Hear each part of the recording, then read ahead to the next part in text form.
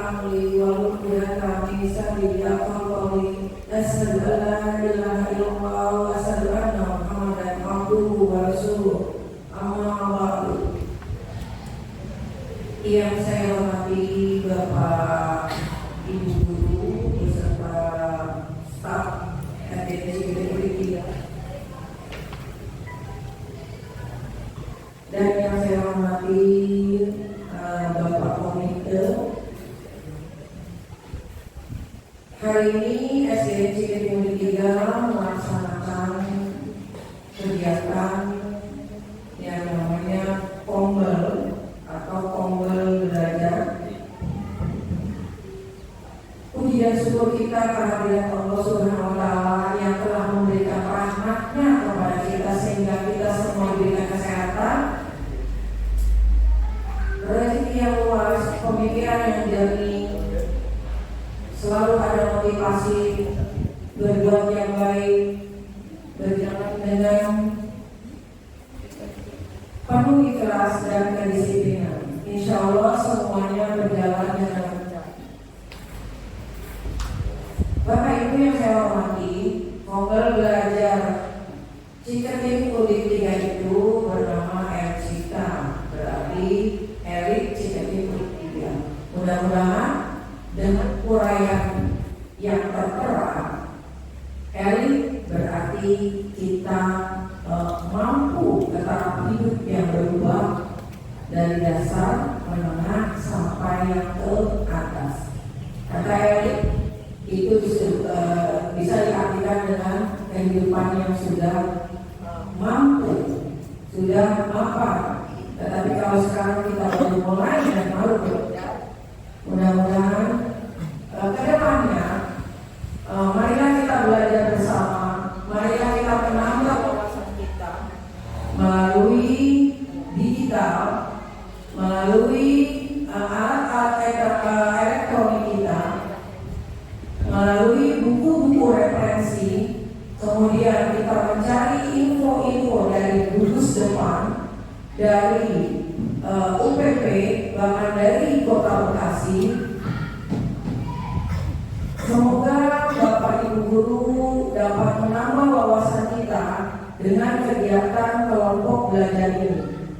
Hari ini saya ucapkan sekali lagi terima kasih kepada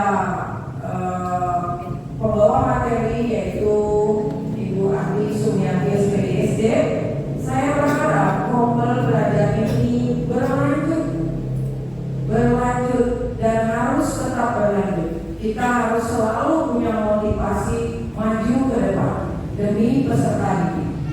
Insya Allah niat kita yang baik, niat kita yang tulus akan diberikan rahmat oleh Allah Subhanahu wa Ta'ala, berjalan dengan baik dan lancar.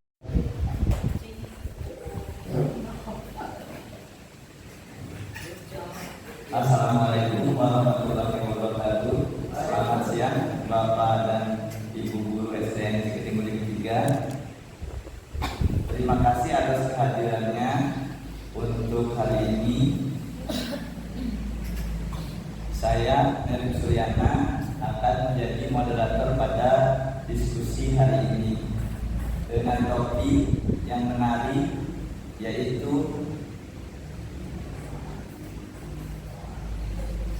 tentang budaya positif.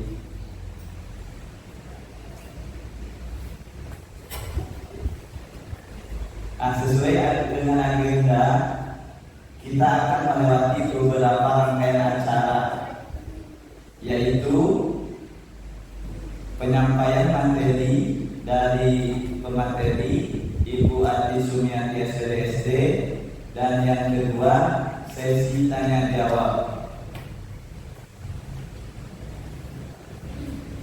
Saya harap kita semua bisa aktif dalam sesi ini. Santai aja Pak Nerim.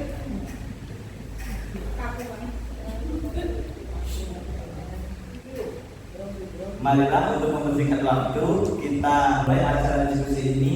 Untuk pemateri buat di Sumiati SPDSD, saya persilahkan untuk menyampaikan materi. Moderator kita hari ini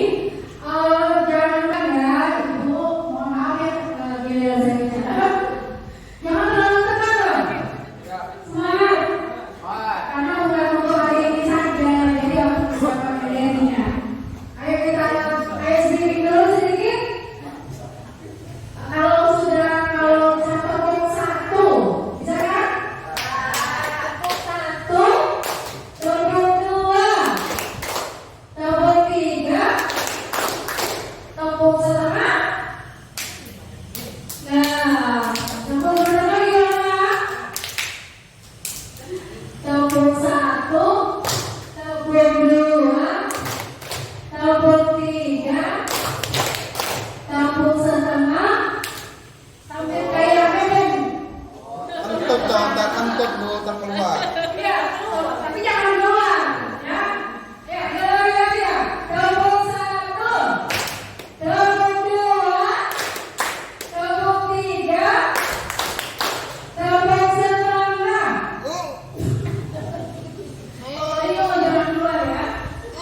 Sekali lagi biar gerak, biar ini biar semangat, jangan pada loyo.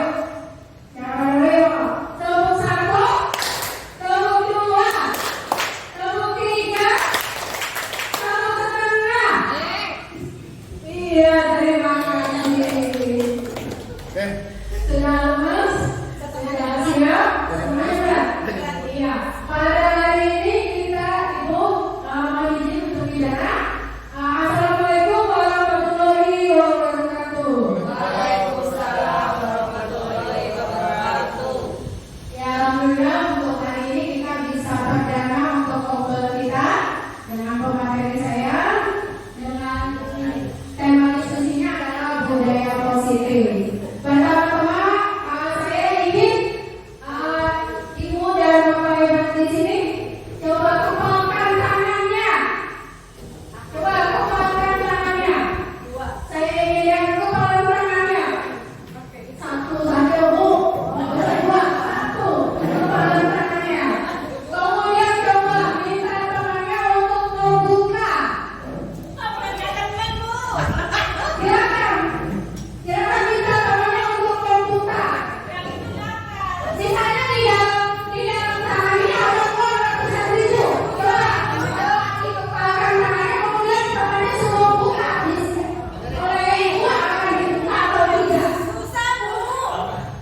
Coba kalau berhasil, apakah kepala tangannya akan dibuka? Tidak.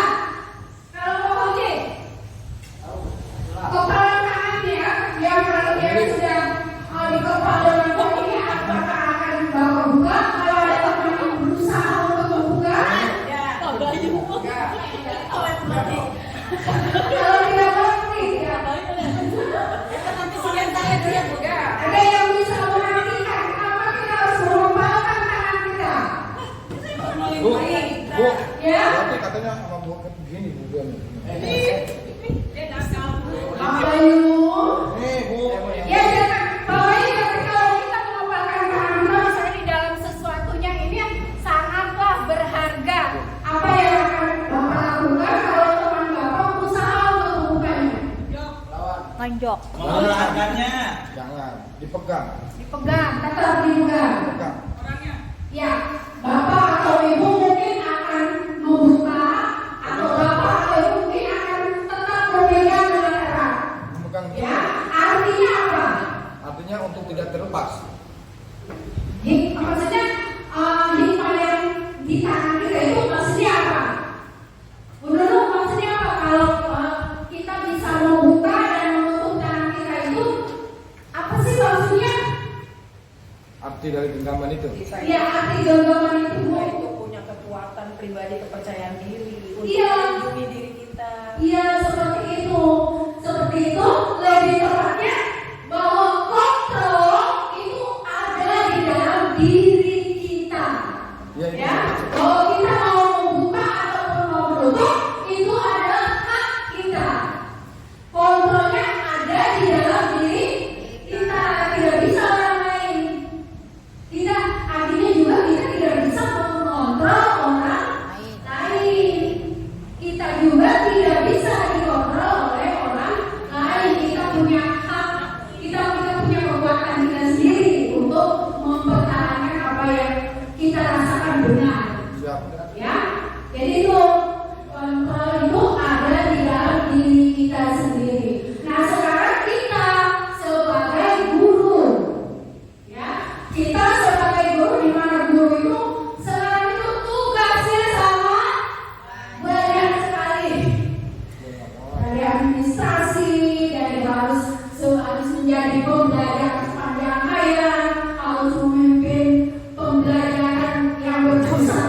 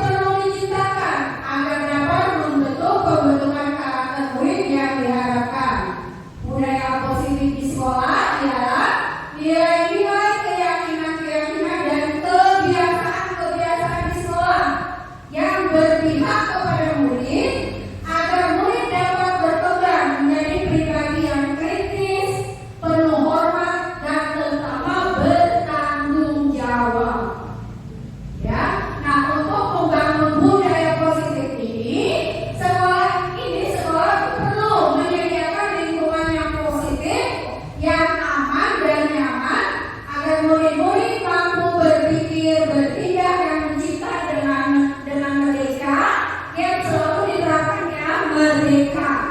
Merdeka, mandiri dan bertanggung jawab.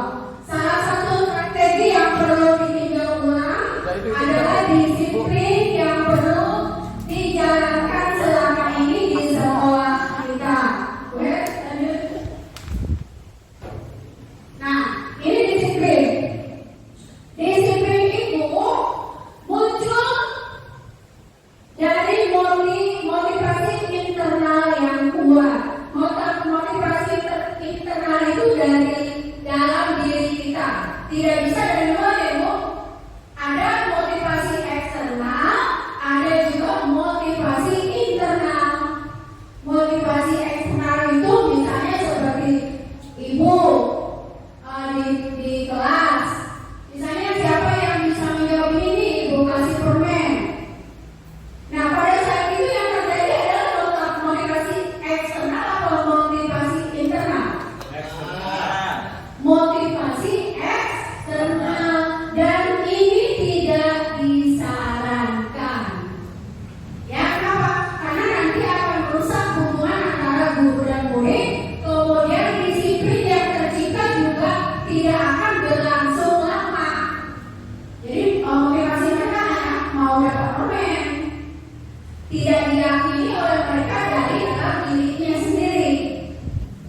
Motivasi internal itu adalah motivasi yang paling kuat yang berasal dari dalam diri kita sendiri. Kalau motivasi eksternal itu sifatnya hanya sementara. Bisa saja di dalam kelas muridnya disiplin, begitu di luar kelas, wah, disiplinnya hilang. Ya, kemudian dalam disiplin positif juga bertujuan menggali potensi diri menuju sebuah tujuan yang bermakna. Bahwa dalam disiplin yang kita terapkan di sekolah itu harus mempunyai tujuan bersama yang bermakna. Ya, seperti masuk jam berapa ya? Ya, masuk 7.00 ya, jangan lupa ya. Nah, itu masuk jam 7.00 itu juga harus mempunyai tujuan yang bermakna. Tujuannya apa? Itu harus dijelaskan. Ya. Kemudian juga mengontrol dan menguasai diri untuk memilih tindakan sesuai dengan nilai-nilai kebajikan universal. Jadi dalam disiplin itu kita jadi bisa mengontrol diri kita supaya bertindak sesuai dengan nilai-nilai kebajikan universal. Nilai-nilai kebajikan universal ini di dalamnya ada disiplin, tanggung jawab, mandiri, apalagi saling menghormati, semua yang ada dalam dimensi Pokja Pancasila atau semua yang ada dalam nilai-nilai Pancasila. Itu adalah nilai-nilai kebajikan universal. Nah, kemudian nilai-nilai kebajikan universal untuk di sekolah itu sering dilakukan di dalam penerapan P5, di mana P5 kan bisa berupa produk, bisa juga perubahan karakter ya, Pak Dede. Ya, terutama lebih ke perubahan karakter manusia. Karena kalau produk kan ini bisa tidak terlalu diharapkan ya. Yang lebih kita harapkan adalah perubahan karakter dari peserta didik kita, dari yang tidak baik menjadi lebih baik. Oke? Iya. Nah, ini teori motivasi manusia. Ya, teori motivasi manusia, bahwa manusia dalam melakukan sesuatu itu mempunyai alasan-alasan. Ya, yang pertama alasannya apa? Menghindari ketidaknyamanan. Menghindari kenyamanan dan atau hukuman. Misalnya kalau saya tidak masuk jam 7, ini saya diciriin sama anak saya, gitu ya?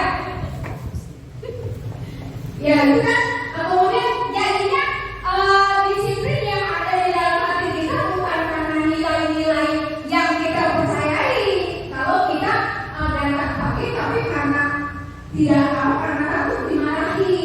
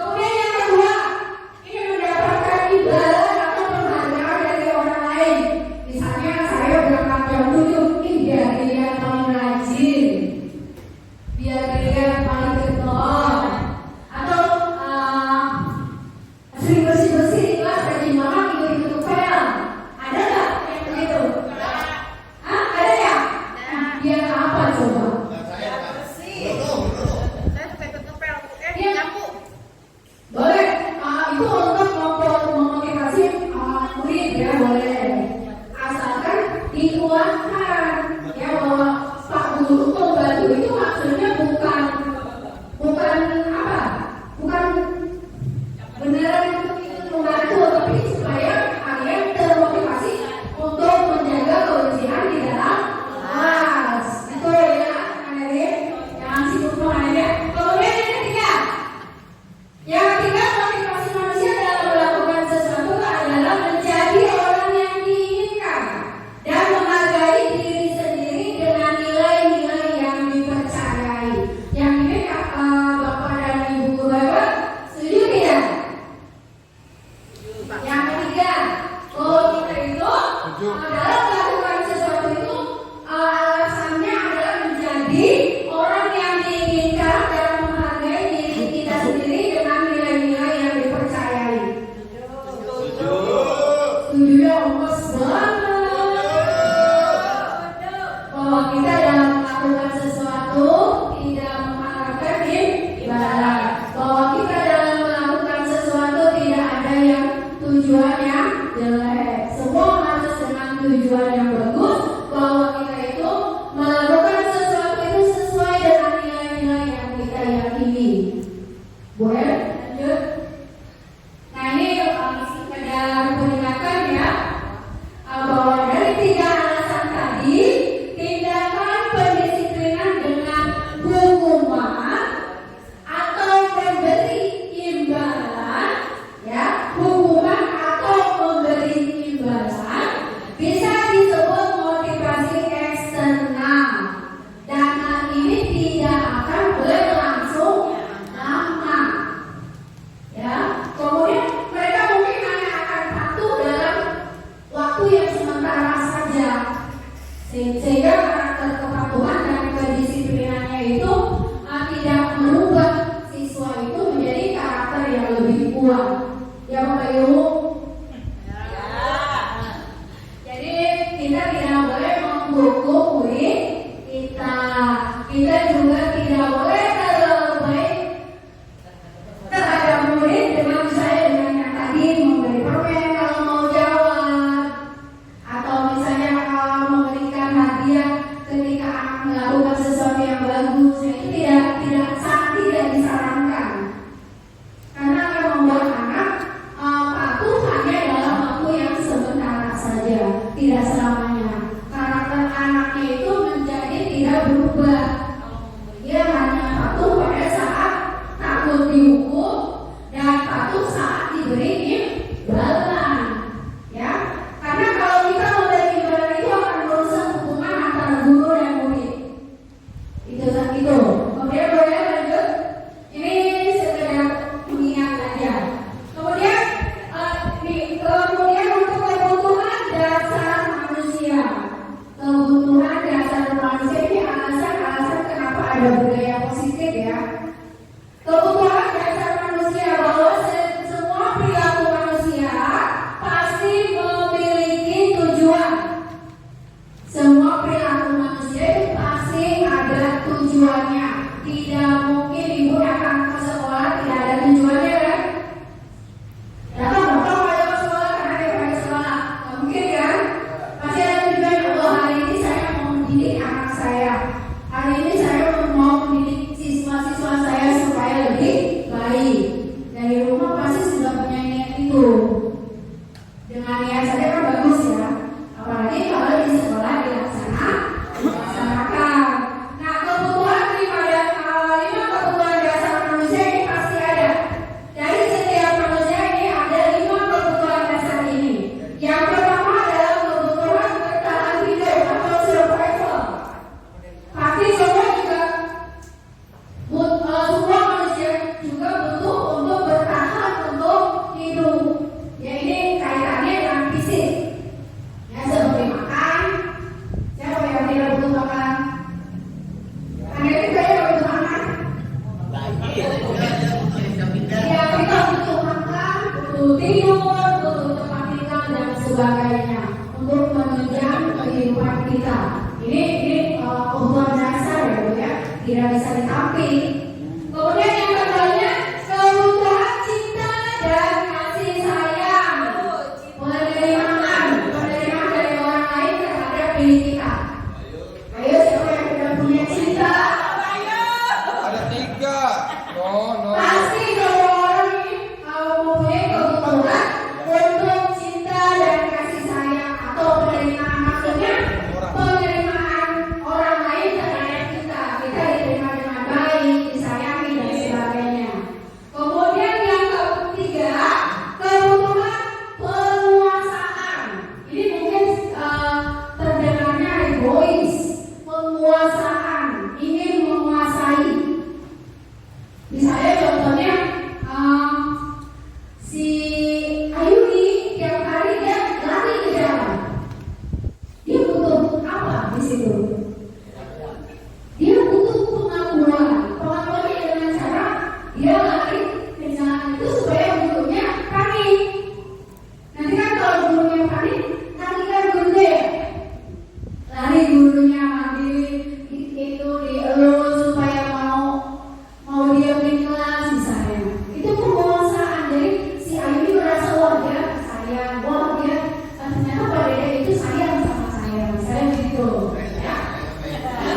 Terima kasih. Kemudian ada lagi kebutuhan kebebasan. Misalnya nih, saya diminta untuk belajar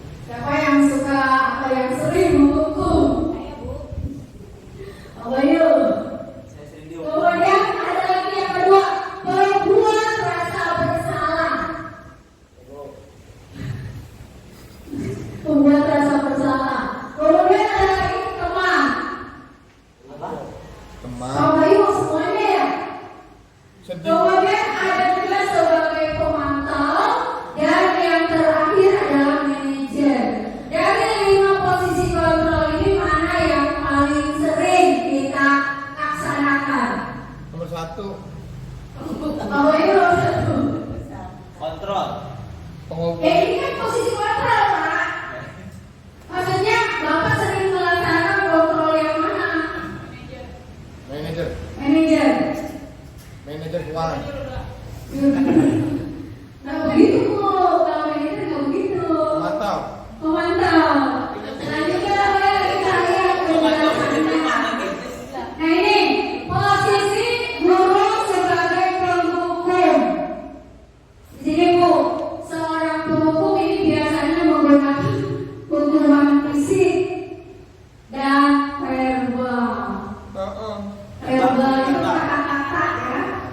Jadi fisiknya juga diserang, verbalnya juga diserang, menyerang hati. Biasanya kalau verbal. Kamu ini gitu. Iya. Tuh bisa. Nah, guru yang menjalankan posisi ini akan sering mengatakan ini. Patuhi aturan atau awas kamu. Kamu saja yang salah ya. Kamu selalu saja salah. Enggak begitu. Kamu lagi kok. Kamu lagi. Selalu yang paling terakhir nulisnya. Ini posisi penghukum. Enggak, itu biasanya kalau nulis terjadi di kelas 1. Iya, nah ini guru kelas 1 biasanya bagiannya. Oh, dipegang aja Bu ya, sebutin. Ya, ini biasanya kalau posisi penghukum kita sering mengatakan hal yang seperti ini. Lanjut Bu ya. Kemudian untuk pembuat rasa bersalah. Biasanya di sini guru suaranya itu akan lebih lembut. Apaan Bu? Lembut, ya. Bicaranya lebih halus. Ya, akan bicaranya lebih halus, tetapi kata-kata yang keluarnya itu membuat orang lain menjadi tidak nyaman. Bisa dia menjadi bersalah, kemudian bisa hina dan minder. Ini kalau kita melakukan posisi membuat rasa bersalah. Ini contoh-contoh katanya. Ibu sangat kecewa sekali sama kamu. Kata-katanya halus, tapi yakin. Oh, itu. Dalam. Nah, masih ada yang seperti ini nggak? Kayak nggak Bu? Saya masih, karena dia enggak contoh yang baik. Iya. Ya, dirasakan tidak ya Bu ya, tidak ya Bapak dan Ibu guru hebat. Karena kalau kita melakukan posisi ini, murid akan memiliki penilaian diri dia bahwa diri dia itu tidak baik, bahwa diri dia itu buruk, bahwa diri dia itu jelek. Jadi muridnya akan merasa minder, Enggak Bu. ya. Yang pasti punya potensi Bu. Tergantung tindak lanjutnya sih sebenarnya. Ya tergantung tindakannya. Lanjut Bu ya. Tergantung mental anaknya juga. Mental. Mental memang kadang termasuk ke dalam mental anaknya juga ya Bu. Ada yang belajar makanya bodo amat ini juga. Karena mereka merasa enggak Iya. bersalah. Iya. Akhirnya sudah mengatur ya. Iya. Yang kedua nih boleh. Nah ini posisi yang ke berapa nih? Teman. Di dalam posisi ini guru ini tidak akan menyakiti murid, namun tetap melakukan kontrol pada murid melalui persuasi. Persuasi itu apa ya? Ini persuasi itu mengajak. Oh iya, mengajak, berbicara, ya.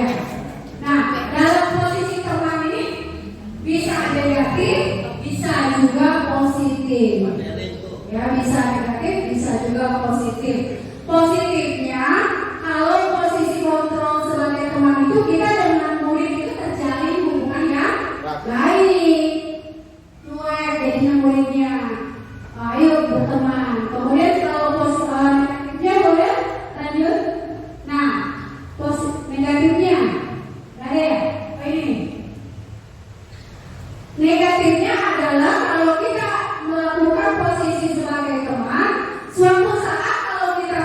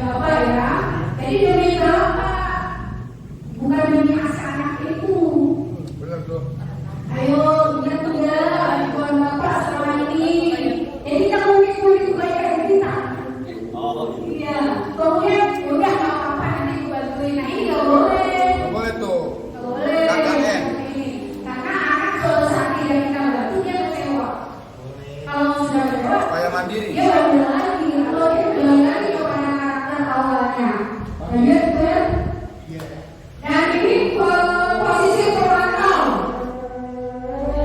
Mau aja dulu. Sebentar ya. Untuk posisi pemantau, memantau berarti mengawasi. Ya, kita kayak CCTV jadinya. Mengawasi itu yang berarti kita juga bertanggung jawab atas perilaku orang yang kita awasi.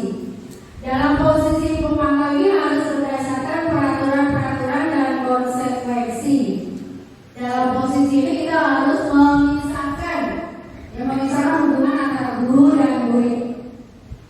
Dalam posisi ini guru akan lebih sering berkata peraturannya apa yang telah kamu lakukan, sanksi atau konsekuensinya apa.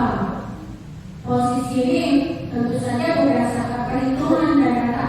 Misalnya kalau ada anak yang terlambat, anak ini harus tahu kita apa dia sudah terlambatnya berapa kali. Kalau cuma satu kali kan kita maafkan ya, biasanya kan udah masuk. Tapi kalau sudah terlalu sering, berarti kan data sudah ya, sudah masuknya data. Berarti posisi kita dalam posisi pemantau, ya. Posisi kita memantau pada saat itu. Kemudian boleh langsung. Nah ini posisi yang terakhir, manajer. Manajer, dulu ambil siapa? Kemudian bukan seperti itu ya. Posisi manajer itu posisi di mana guru berbuat sesuatu itu bersama dengan murid. Ya, kita melakukannya bersama dengan murid, mempersilahkan murid untuk mempertanggungjawabkan kesalahannya sendiri, menemukan kesalahannya sendiri, mendukung murid agar bisa menemukan solusinya sendiri. Ini yang disebut dengan merdeka. Itu sekarang begitu Bu. Jadi kita hanya sebagai fasilitator yang tugasnya menuntut anak sampai di mana. Jadi kita harus menggali potensi si anaknya itu sendiri, tidak kita yang menentukan. Kalau kamu salah begini, besok kamu akan bagaimana mengatasinya. Jadi anaknya sendiri yang berusaha untuk menemukan masalahnya apa, mengatasinya bagaimana. Itu untuk posisi yang manajer ya. Ini di posisi ini kalau kita menginginkan murid kita itu merdeka, mandiri dan juga bertanggung jawab ya, sehingga murid bisa menjadi manajer bagi dirinya sendiri, bukan bagi guru. Kita ini sekarang itu harus berpusatnya kepada murid, student center, bukan teacher center. Jadi semuanya serba murid. Menjadi manajer pun harus muridnya sendiri. Dalam masalah muridnya sendiri menemukan dan mengatasinya harus muridnya sendiri. Jadi kalau muridnya misalnya minta jajan terus gimana Ren? Nanti suruh bawa uang. Nanti suruh bawa. Kalau untuk anak yang berkebutuhan khusus, memang restitusinya itu tersendiri ya Bapak Ibu, tidak bisa kita campurkan dengan peserta yang reguler atau peserta yang umum, ya. Kemudian lanjutkan gue. Jadi kalau seorang manajer, kita akan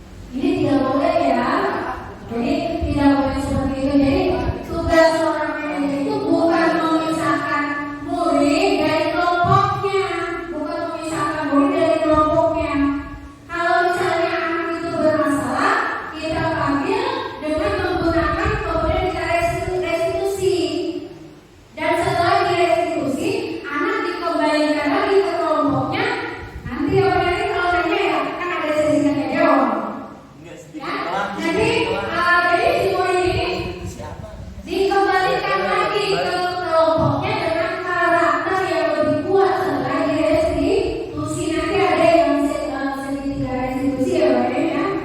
Terima kasih sudah sangat antusias.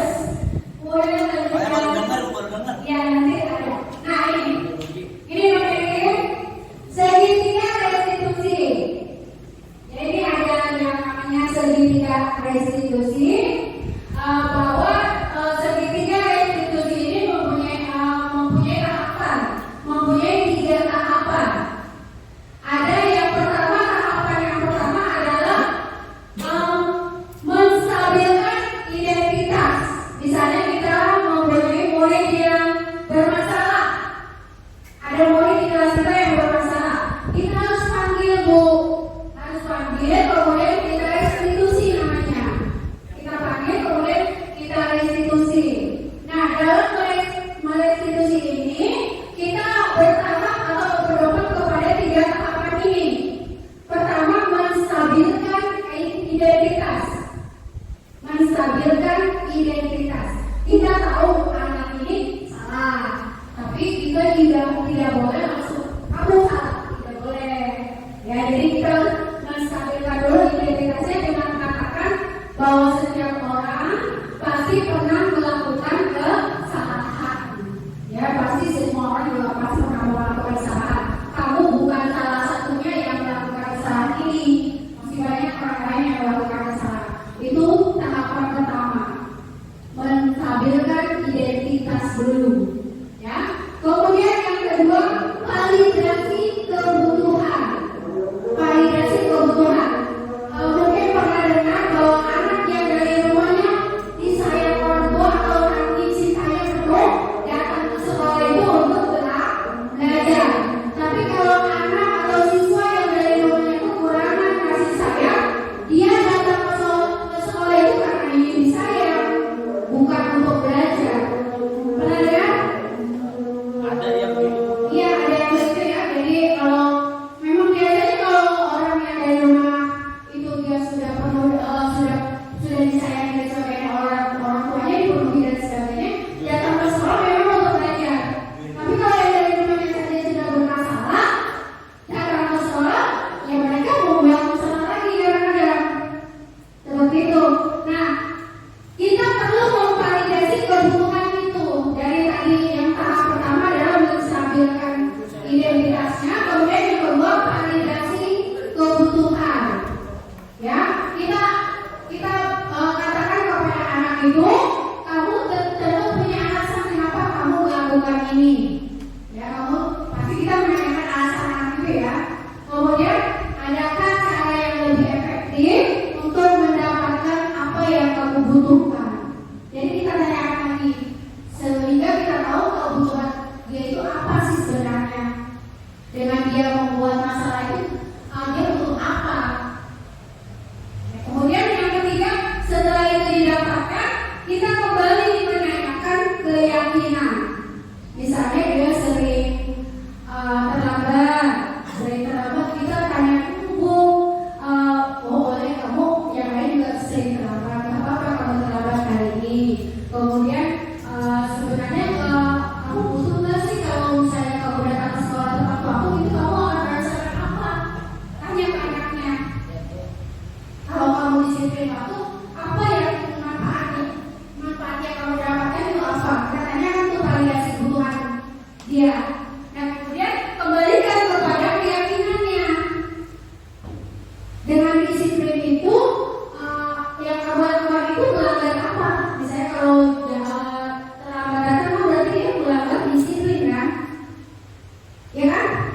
Ya berarti dia tidak disiplin waktu. Nah sekarang kalau kamu sering terlambat sekolah, akibatnya apa? Apa yang akan kamu lakukan supaya besok kamu tidak terlambat lagi? Ya, nanti anak akan menjawab, oh Bu, saya nanti besok akan bangun lebih cepat. Kalau perlu saya mau pasang ini Bu, alarm. Atau saya mau pasang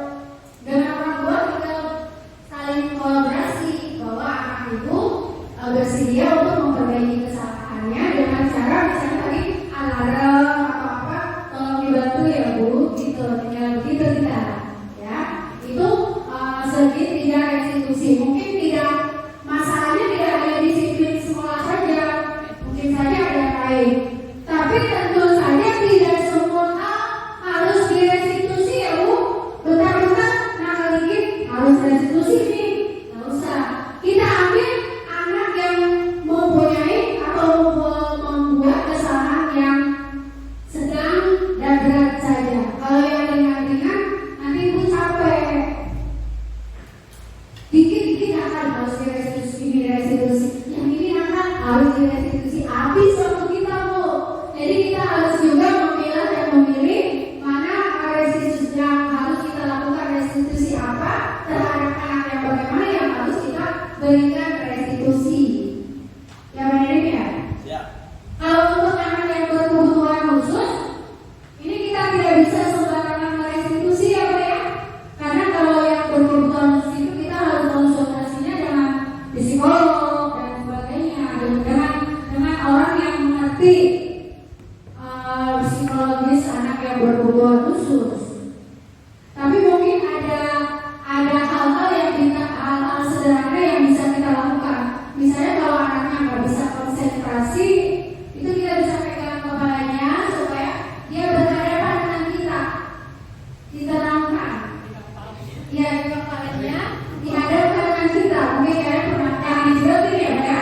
Baru dia pegang kepalanya dijerotin lagi. Ya, kita juga harus belajar bagaimana menghadapi anak-anak yang berkebutuhan khusus, walaupun sekolah kita bukan sekolah inklusi. Tetap, karena kan menurut Kiai Dewantara bahwa kita itu adalah pembelajar sepanjang hayat, harus terus belajar. Jangan sampai ketinggalan oleh anak murid kita. Lanjut kan? Nah ini tahap-tahap segitiga restitusi tadi. Menstabilkan identitas, tindakannya ini itu sudah ada. Yang kedua, validasi tindakan yang salah, bahwa semua perilaku itu memiliki alasan. Kemudian yang ketiganya adalah menanyakan keyakinan kelas. Mungkin kita belum membuat keyakinan kelas ya di kelas ya. Itu sebenarnya perlu ya Bu ya. Bapak dan Ibu perlu membuat. Sudah ada Bu. Ya lanjut Bu ya. Ini keyakinan kelas yang terakhir. Keyakinan kelas. Dan keyakinan kelas itu sama dengan kesepakatan kelas yang berbeda ininya aja. Kemudian ada juga di peraturan kelas. Jadi kita di kelas itu ada 3. Ada peraturan kelas, kesepakatan kelas, dan yang terakhir harus ada keyakinan kelas. Karena kalau keyakinan kelas lebih menilai-nilai ya Bu ya. Lebih menilai apa Bu? Aku Mantap ya. Jangan tahu tadi saya ukur bikin ini. Ya, kita lanjut ya. itu Keyakinan kelas ini harus mengandung nilai kebajikan universal yang disepakati tersier maupun tersier. Kemudian keyakinan kelas ini bersifat lebih abstrak, ya lebih abstrak daripada peraturan, lebih terinci dan juga lebih konkret. Keyakinan kelas merupakan pernyataan universal menyeluruh ya. Kemudian pernyataan keyakinan kelas ini harus selalu dalam bentuk positif, ya harus dalam bentuk positif. Kemudian keyakinan kelas hendaknya tidak terlalu banyak supaya gampang diingat dan dipahami oleh murid. Kemudian keyakinan kelas ini adalah sebaiknya sesuatu yang diterapkan di kita di lingkungan sekolah kita. Kemudian yang terakhir, semua warga kelas sebaiknya ikut serta dalam pembuatan keyakinan kelas. Jadi nanti akan kita lakukan ya sebagai penutup acara ini. Lanjut Bu. Bu. Ya, Yang harus diterapkan di kita itu apa? keyakinan kelas. Nah ini kasus yang kemarin saya gunakan untuk aksi nyata.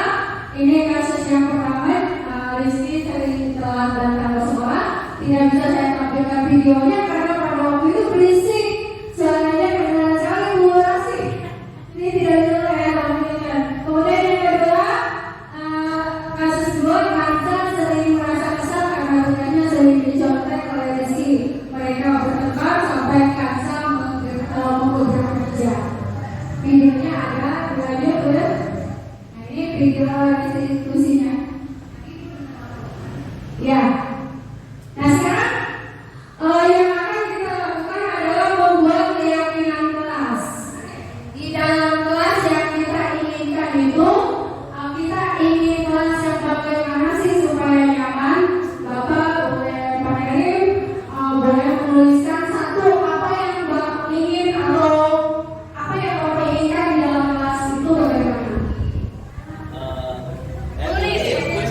Ini sebelah sini. Sama satu.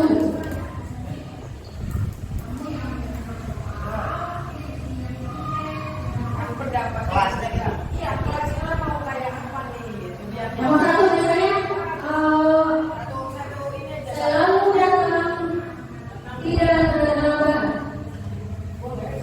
Gurunya yang satu guru satu ini mau bagaimana kelas kita?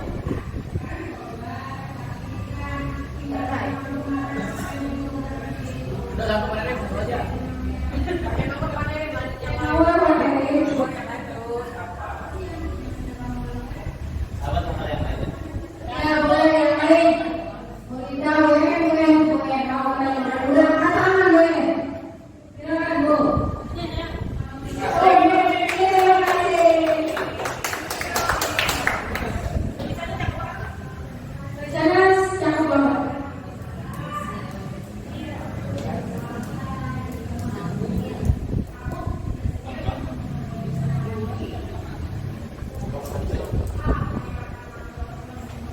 Ya, kemudian kita ambil di mana saja Bu. Ayo. Pokoknya untuk kelas kita ini namanya apa sih? Oh, baik. Inginnya apa? Anak-anak itu ingin bagaimana ceritanya? Mau bagaimana?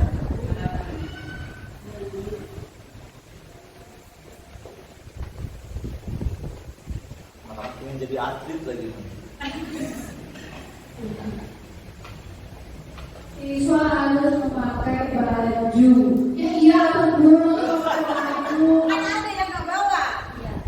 Ya kemudian Bu Yuli silakan Bu. Yuli. Banyak sih. Mau guru. Banyak, cuma kita contoh aja ini ada Bu ya. Nanti Bapak dan Ibu Guru bisa mencobanya di kelasnya masing-masing.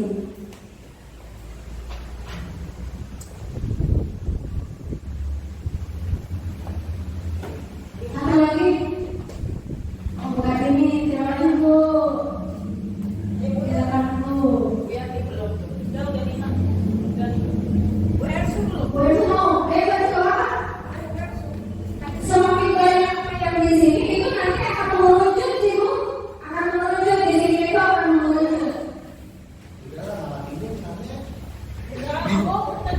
Ayo udah maju, anak udah mulai gitu itu malah kalau mau maju harus didorong. Didorong.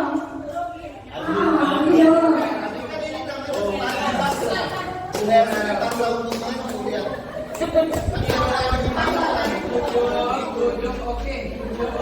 Ya boleh itu kan bayar dipaksa untuk maju, sedangkan hasilnya nggak mau. Tapi mau maju nggak? Mau coba. Dipaksa nggak mau.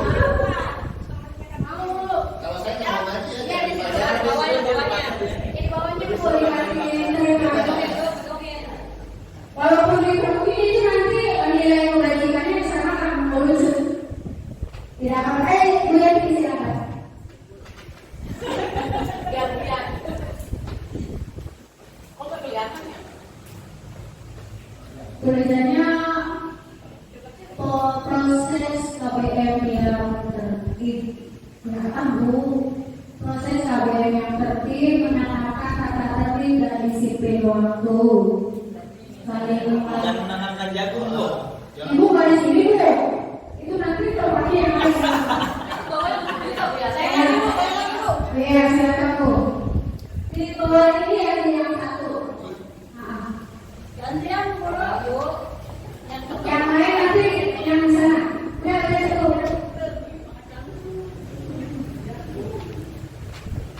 Kalau di kelas bisa sebanyak-banyaknya, tidak apa-apa. Ya, Bu. Ya. Terima kasih ya. Nah, dari kelas selalu ceria tapi serius belajar. Hormat guru dan teman. Siswa harus memakai baju olahraga. Saling menghargai dan menghormati sesama teman. Menanamkan tata tertib dan disiplin waktu. Proses KBM yang tertib, tidak boleh makan saat belajar. Selalu kumpul bersama teman. Nah ini masih dalam bentuk kalimatnya masih bisa ubah ke dalam kalimat positif. Ya, jadi kita harus menggunakan kalimat yang positif. Seperti kata ini tidak boleh, ini kalimatnya negatif ya Bu ya. Jadi tidak boleh ada kata tidak boleh. Ya, kita ubah ke dalam kalimat yang positif. Misalnya kelas selalu ceria tapi serius belajar. Harus positif di sini apa coba Bu?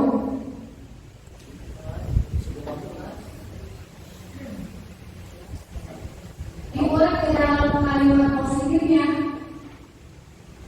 Kelas harus ceria tapi serius belajar. Kelas ceria serius belajar. Kelas belajar ceria kali Bu. Ceria saat belajar. Ceria saat belajar. Kan ada seriusnya. Selalu ceria tapi serius belajar. Serius belajar. Kalau saya tulis aktif dalam pembelajaran,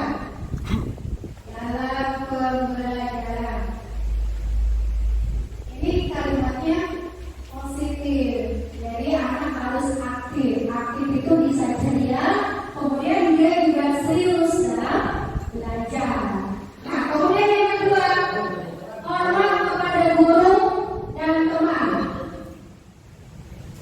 Saling hormat kepada guru dan teman. Ini bisa jadi satu ya Bu ya.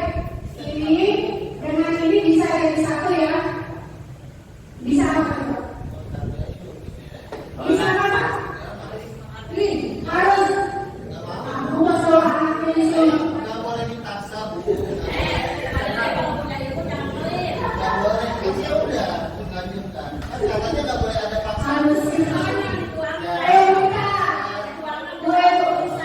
Bapak, itu bisa dua kalimat negatif itu bisa disatukan menjadi satu kalimat yang positif. Saling menghargai orang.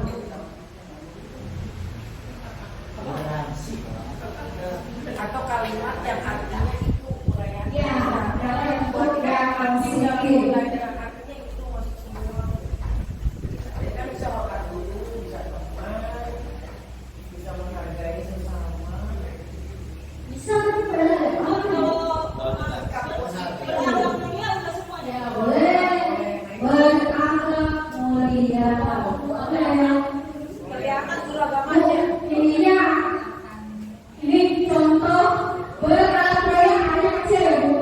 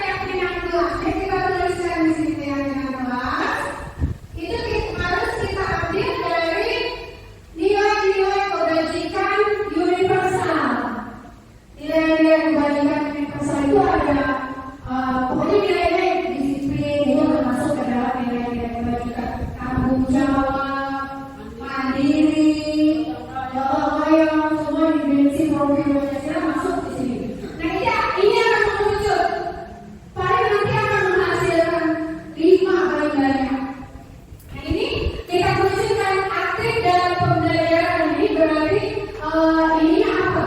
Nilainya apa? Nilai kebajikannya apa yang bisa kita ambil? Kreatif. Iya, ini bisa ditaruh di sini. Kreatif. Pede, dia nggak pede. Kreatif. Kemudian berakhlak mulia.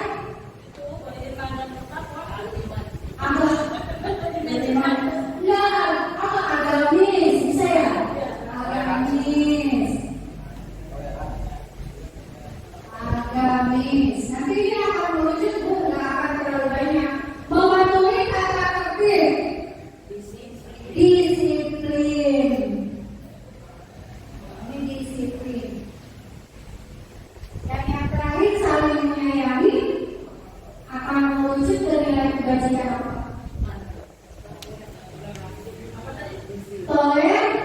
Toleransi. Kan apa kali di sekolah kita berbeda-beda ya. Toleransi. Nah, cuma merujuk dari 4. Yang kemarin kalau ibu dan bapak guru bisa mencobanya di kelas dengan semua anak maju, yakin. Nanti kita kelompokkan yang sama, pendapat mereka yang sama kita kelompokkan, kita jadikan satu. Setelah berkelompok kita buat kalimat positifnya. Kita satukan pendapat mereka. Dari kalimat positif yang sudah kita buat, kita tuangkan lagi ke dalam keyakinan kelas dengan menggunakan nilai-nilai kebajikan. Nilai kebajikan kelas, nilai kebajikan universal yang diakui oleh seluruh manusia yang diperlukan dalam kehidupan kita. Itu nilai-nilai itu yang harus ada di dalam diri kita sebagai manusia.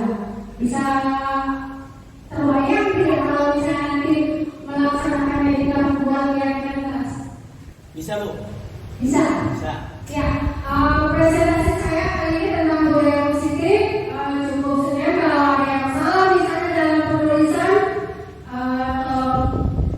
nanti saya koreksi. Kalau memaafkan, terima kasih atas segala partisipasinya. Assalamualaikum warahmatullahi wabarakatuh.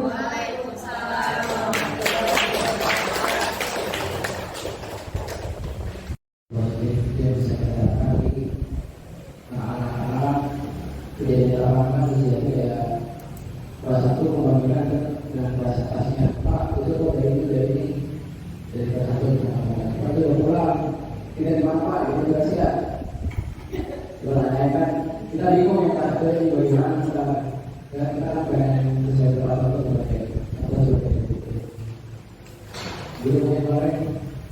Jadi implementasi disiplin waktu.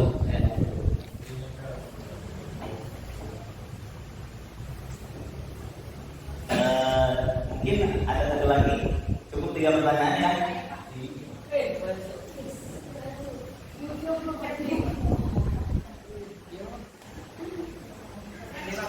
Saya ingin menanyakan di sini, tadi kan sudah dibahas oleh materi ya, katanya guru tidak boleh memberikan hukuman atau verbal ya. Nah, yang saya tanyakan solusinya bagaimana?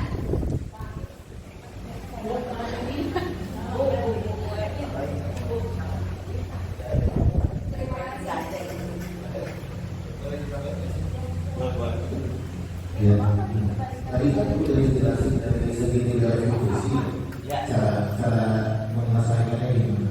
Lalu bagaimana jika kita sudah melakukan tahap-tahap tersebut?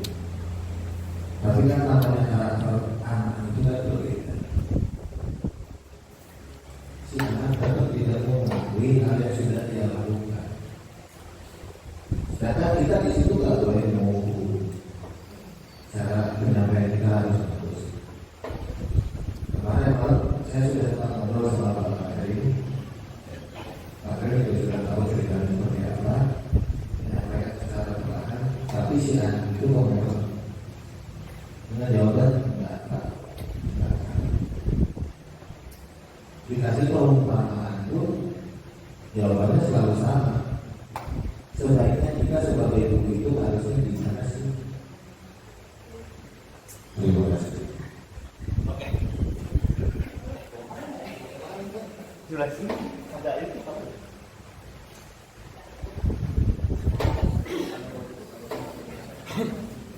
Oke, cukup. Terima kasih atas komentar dan pertanyaannya. Ada pertanyaan di sini. 4. Oh, yang menunggu ya. Oke. Yang pertama dari Gurita, kemudian Uji, Gurita dan Mbak Dede. Gurita dan Mbak Dede. Baiklah. Yang pertama, pertanyaan dari Gurita berkenaan dengan bagaimana apabila anak-anak yang memiliki prestasi, mungkin ya singkatnya, atau memiliki kemajuan dalam belajar yang baik, kalau kita tidak memberikan hadiah atau hadiahnya diganti dengan pujian. Nah, kepada pemateri mohon bisa dijawab pertanyaannya. Ya, terima kasih. Mungkin saya juga tidak serba tahu banget karena saya juga kan masih sama belajar dengan teman-teman dan guru. Bahwa kalau menurut saya kalau kita tidak boleh memberikan hadiah, kita memang bisa memberikannya dengan pujian, dengan tulisan. Ya, karena kalau kita dulu tidak senang, bisa yakin dengan kata-kata yang bagus, yang enak, itu jadi bisa kita ganti dengan itu. Pertama, anak juga akan merasa senang kan kalau dipuji, dan itu tidak akan merugikan anak, tidak merugikan kita juga. Dengan kita mengeluh itu aja mereka sudah merasa senang, sehingga mereka kemudian melakukannya bukan hanya karena diberikan permen misalnya, tapi melakukannya untuk dia sendiri. Atau mungkin ada bapak dari guru di sini yang mau menambahkan, bisa masih dengan hal-hal yang lain mungkin boleh kita kalau misalnya juara 1 ya ibu di kelas, mungkin bisa kita membuatkan sertifikat ya bu ya. Ada kategori yang anak-anak memang harus diberikan hadiah. Ada kategori di kelas anak-anak yang tidak harus selalu memberikan hadiah. Itu nanti memberikan syarat. Jadi nanti sampai kita lagi ngasih soal di depan. ya. Ayo siapa yang mau maju? Itu ribet. Nah ini mungkin yang harus dihilangkan. Iya. Kecuali kayak memang ada event-event tertentu. Iya, tapi kalau susah ada sama Itu penghargaan kan namanya. Hilangkan budaya itu. ya, mungkin seperti itu. Nah, jadi kita harus menghilangkan yang pakai segala macam itu. Digantikan kita dengan bentuk misalnya berupa pujian, saya kita halus ya, kita angkat supaya nanti depannya ya angkat kalian buang itu. Jadi maksudnya diangkat puji-puji supaya nanti depannya mereka tidak mengharapkan imbalan di depannya. Sama nggak dapat duit, saya pikir. Kalau kita sendiri itu boleh bu, kalau boleh bakar ada boleh ibu juga boleh. Karena banyak yang berjalan seperti itu. Dan perlu dicontoh untuk saat lain silakan. Ya. Kalau ajarannya ada. Iya, sekarang nanti kita ajukan. Kalau ajaran itu kan ajaran single habis gitu. Mau tidak yang habis semua. Kosongan ini mau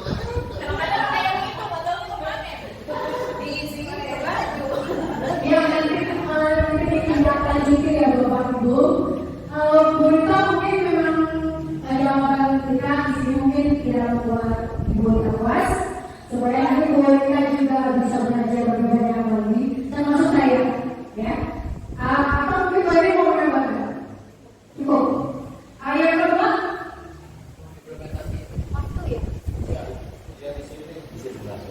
Pertanyaan kedua berkenaan dengan disiplin waktu. Bagaimana cara mengimplementasikan disiplin waktu? Namun ini terkendala dengan kadang-kadang mungkin tadi yang disampaikan sama Pauli yang saya tangkap itu ketika di kelas itu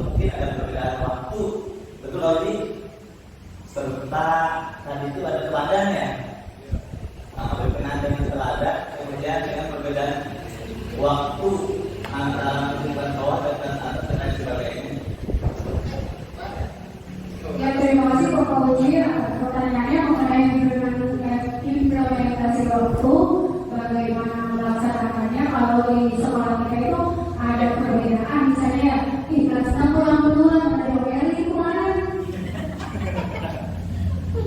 Ya, untuk itu memang perlu kesatuan ya, kesatuan dalam disiplin itu perlu kesatuan kata dari semuanya. Jadi harus benar-benar diterapkan dari kitanya juga nih, benar-benar ada peraturannya ya Bu ya, bahwa kan memang peraturannya memang sudah ada. Ada alokasi waktu. Alokasi waktunya juga sudah ada kan ini. Tinggal disiplin dari dalam diri kitanya. Oke, saya salah kemarin pulang mungkin jadi tidak memberikan contoh untuk anak kelas bawah, dan kedepannya ya kelas bawah kan kenapa? Beda, bukan itu yang masuk tahun itu. Iya, silakan. Apakah kita harus melakukan dari diri kita dulu sebagai guru? Karena yang guru kan di buku jadi. Ya, itu tadi ada yang pulang duluan. Nah, contohnya itu kedepannya harus ada kesatuannya, mungkin ada jadwal datang dan pulang. Kemudian memang sebagai guru, kembali lagi sebagai guru adalah kita itu dari role model ya Bapak Ibu. Kita itu dicontoh oleh anak-anak didik kita. Sedikit saja nanti bilangnya apa baik itu begitu. Bapak ini juga berokok. Jadi Pak Bukti. Buat itu berarti memang akan seperti itu, dan memang perlu motivasi internal dari dalam diri kita sendiri supaya kita itu bisa berubah menjadi benar-benar menjadi guru yang role model untuk anak-anak kita. Supaya kita tidak datang anak-anak takut diomelin website, supaya kita tidak datang karena ingin dipanggil yang sifat tepat waktu, begitu. Tapi karena benar-benar dari dalam diri kita, dari nilai-nilai yang kita percayai bahwa kita itu datang tepat waktu karena itu memang tugas kita. Karena memang iya, bahwa kita memang harus menjadi contoh yang paling baik dari buat anak-anak didik kita. Atau mungkin mau menambahkan yang lain. Pak Heri, mau menambahkan? Pak Heri lagi sibuk. Nanti mungkin akan diberi penguatan oleh Ibu Kepala Sekolah ya, kalau misalnya ada yang kurang. Kemudian yang ketiga Pak Heri, tidak boleh buku ya. Guru tidak boleh menyakiti secara verbal. Tidak boleh menyakiti secara verbal, tidak boleh memukul, terus Ya, kalau udah kan itu tadi segitiga ya. kita sudah melaksanakan itu, tapi sekarang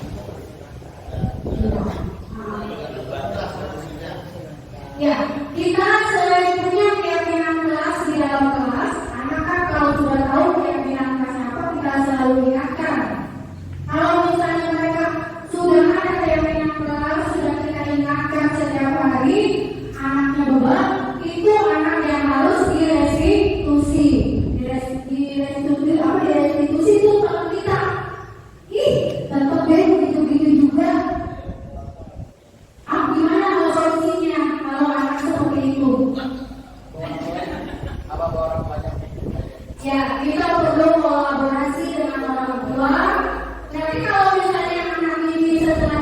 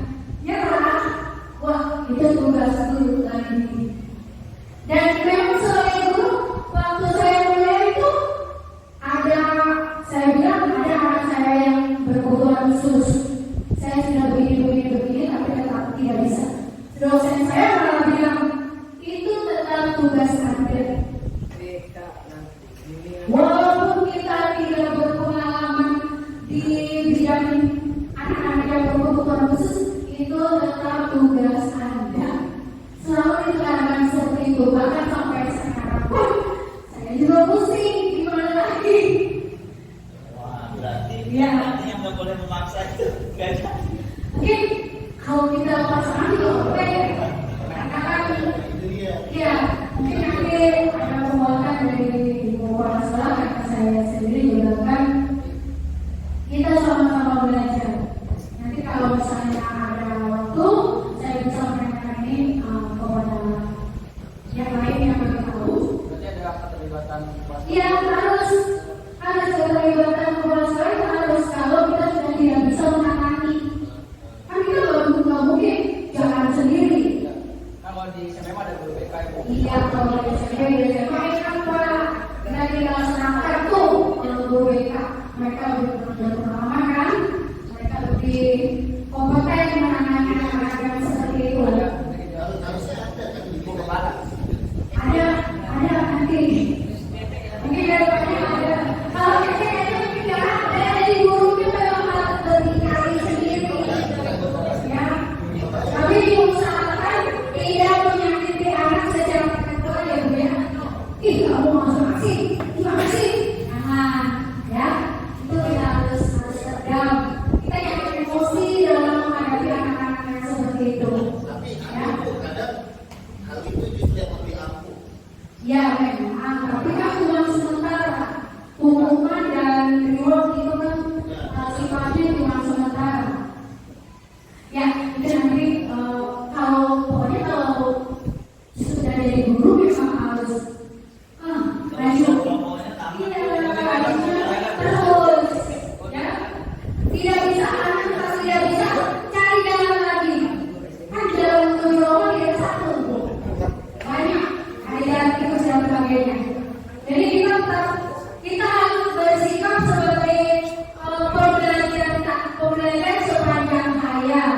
Bahwa kita kalau ada yang tidak bisa kita atasi, ada yang kita tidak tahu, kita bisa bertanya, kita bisa membaca buku, bisa mengikuti webinar dan sebagainya. Jadi kita jangan menyerah. Intinya itu sih kalau dari guru jangan menyerah. Pokoknya kalau tidak bisa ya memang kita perlu kesatuan dari sekolah kita harus kompak. Apapun yang terjadi di sekolah kita harus kita tutupi ya Bapak Ibu, jangan sampai keluar. Boleh kita di sini berantem dulu, boleh kotokan, boleh musuh-musuhan, ini di luarnya jangan. Ya di luarnya jangan sampai dibawa keluar. Orang lain jangan sampai tahu kalau kita begini. Jangan, ya, karena gurunya kita di sini, gurunya pimpinan juga nantinya, yang baru pasti itu dong kalau kita di luar samping itu. Jadi apa yang terjadi di sekolah kita cukupkan untuk diri kita saja dan semua yang ada di sekolah tadi. Keluar jangan sampai terucapkan. Itu mungkin tidak puas nanti Ibu bisa memberikan penguatan ya. Terima kasih atas partisipasinya. Saya kembalikan lagi kepada Bapak Moderator, silakan.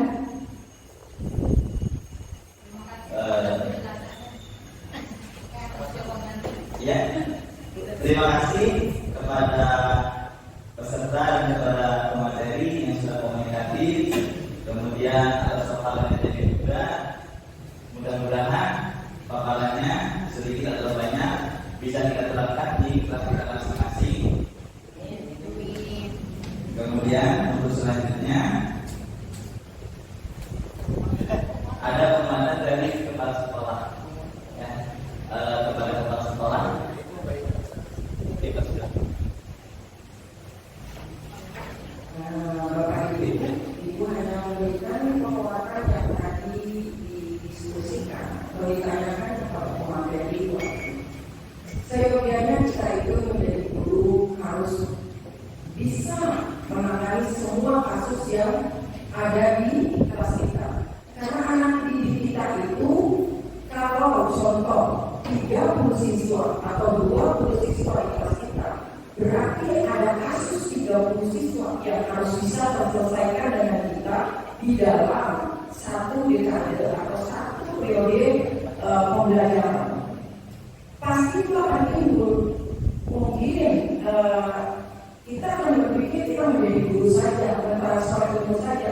Justru ada materi UAT akan membuka wawasan dan pemikiran kita bagaimana memecahkan suatu masalah di kelas dan menjadikan peserta didik itu maju. Contoh, tadi benar apa yang Bapak Wati yang ditanyakan oleh kita. Kenapa sih kita harus memberikan ujian yang terbaik daripada memberikan hadiah? Memang ada ilmunya, hadiah itu tetap kita akan berikan ketika dengan momen-momen tertentu. Ya, dalam lomba itu kan sebagai penghargaan peserta itu sudah tampil dengan baik. Tapi kalau di kelas, kalau kita selalu memberikan hadiah, ketika tidak ada punya hadiah, nanti itu nggak akan mau. Biarin kan, saya mau punya masalah aja. Jadi dia selalu ingin membuktikan dirinya yang baik kan yang dapat hadiah. Nah, nanti sampai kapan dia akan timbul kesadaran dirinya bahwa berbuat baik itu ada hadiah dan tanpa hadiah dia harus seperti dirinya. Maka kita akan bisa menciptakan budaya positif kita. Ini kan memang dilema ya, dilema bagi Bapak Ibu untuk dapat menyelesaikan semua masalah. Jadi memang kita berusaha memberikan ucapan sebenarnya kaitannya dengan tadi yang versu kenapa harus menggunakan ucapan saja. Karena kalau kita memberikan hadiah tidak begitu harus diberikan hadiah terus atau sebetulnya dibuat ya berikan permen berikan ini. Coba jangan berbentuk seperti itu. Tadi kita memberikan sosis atau sekarang ibu kita berikan kreasi anak yang ada di kelas saja. Nah, jika anak itu pandai, anak-anak besok bisa membawa kertas warna padahal kertas warnanya mau dikumpulkan kita dulu. Besok bawa kertas warna merah ya. Kalau misalkan nanti ibu ada pertanyaan yang menjawab paling bagus, paling pintar, ibu berikan kertas merah ini ada 4 padahal kertas warnanya itu dari mereka semua. Jadi gunakan sarana yang ada di kelas. Bapak ibu harus dikomen keluar-keluar. Kita jangan berpikir kemarin saya disuruh bawa kertas warna, ternyata kertas warnanya buat memberikan fasilitas kepada anak yang sudah menjawab dengan baik. Silakan Bapak Ibu dengan kertas warna boleh, yang ada anak di bawah saja, ya atau ibu misalkan punya sedotan tidak punya apa, gunakan warna yang ada. Nah, kemudian kalau waktu kan jadwal alokasi waktu itu jadwal pelajaran kan sudah ada di kelas 1 ya, kelas 1 ke kelas rendah dan kelas tinggi. Nah kemudian tadi kalau untuk anak-anak ya, untuk anak-anak kenapa itu selalu mengatakan seperti ini? Kalau kita sudah kompak maksudnya jam 7, apapun itu jam 7 mohon Bapak Ibu cek bel. Jadi anak-anak yang kondisinya masih ada di luar kamar, dia udah tahu kalau bunyi bel tuh, oh berarti disuruh masuk. Biar aman Bapak Ibu, biar kondisi anak kita aman dari 1 kendaraan, 2 dia sudah tahu bahwa jam 7 saya harus sudah ada di kelas walaupun Bapak Ibu gurunya masih sedang berjalan dari kantor menuju kelas, mungkin masih ada yang sarapan. Tapi kalau jam 7 mindsetnya anak-anak jam 7 masuk, berarti sudah tidak ada lagi yang di luar halaman. Itu 1, kita menjaga anak-anak 1 keselamatan, 2 mendisiplinkan dia. Ya, jadi bel itu sudah terekam dengan dia bahwa jam 7 dia tidak boleh ada di luar sekolah. Terus bagaimana dengan anak-anak yang terlambat? Nanti makin hari jangan marahin Bu. Siswa kita yang terlambat jangan. Kita terima mereka. Nah, kalau kamu terlambat kenapa? Itu benar bahasa itu harus ada yang pada tempatnya. Biarkan mereka sadar sendiri. Oh, saya melakukan salah ya. Bapak Ibu sudah masuk. Jadi seperti itu. Kemudian kalau verbal hukuman tadi Bu Ersu, kan kita sudah tahu kita tidak boleh menghukum. Tadi kan itu tanya dengan ketika Bapak Ibu itu hukuman, kita memang sudah tidak boleh seperti itu. Berikan hukuman bentuknya sama. Kalau salah ya besok mudah-mudahan tidak salah lagi. Paling seperti itu ya. Kita itu di tanah apa ya? Untuk zaman sekarang itu dengan guru mereka itu, guru itu bukan hanya mendidik, membimbing tetapi mengarahkan. Ya, kemudian kalau ada masalah, bukan hanya guru. Kalau Bapak Ibu punya masalah dengan anak yang tidak terselesaikan, yang tadi diuraikan dengan Pak Dede, karena masih ada orang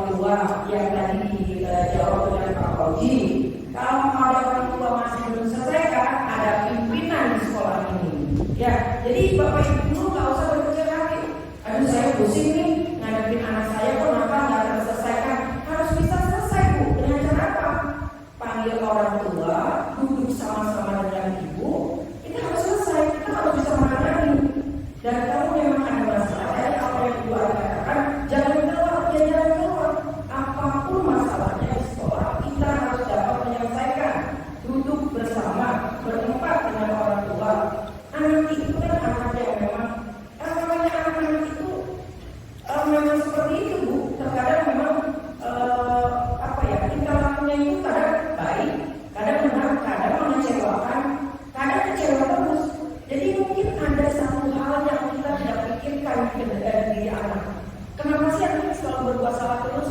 Kita panggil keluarganya, ayah atau ibunya. Kalau masih tidak bisa terselesaikan, kita datangi ke rumahnya Bu. Kita tahu aja Bu.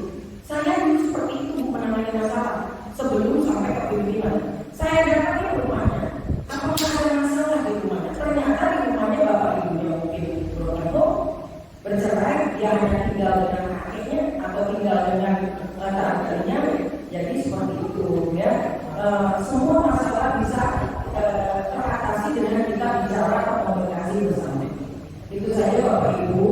Mudah-mudahan apapun yang kita hadapi masalah di sekolah, semoga dapat terselesaikan dan peserta didik kita dengan materi yang UAI bisa membuat wawasan guru-guru kelas atau rekan-rekan sejawat bisa menjadi lebih baik, ya, bisa lebih baik menangani masalah baik siswa maupun KPM di kelas.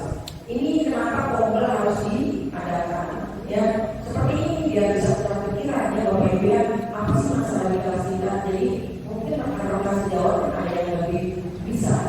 Jadi kita akan bertemu. Kenapa pengawas Raja Sugiarto harus ada Pombel ini Bu? Ini jawabannya. Karena kalau kita tekan sendiri kita sakit hati Bu, menghadapi masalah yang terselesaikan, bingung menghadapinya. Dengan Pombel kita akan bisa menyelesaikan.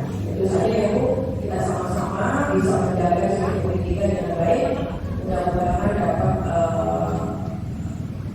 siswa-siswi kita menjadi anak-anak yang bisa lebih nurut dengan gurunya, nurut dengan orang tuanya, bahkan dengan peraturan sekolah yang akan menjadikan lebih baik.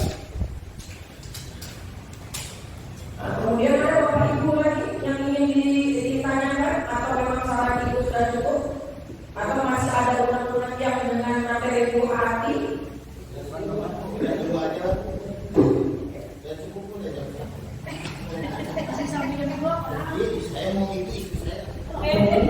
Terima kasih kepada kepala sekolah Alhamdulillah ibadah kita pada penghujung acara hari ini. Saya selaku MC mohon maaf apabila ada kekurangan. Mari kita tutup acara hari ini dengan sama-sama baca hamdalah.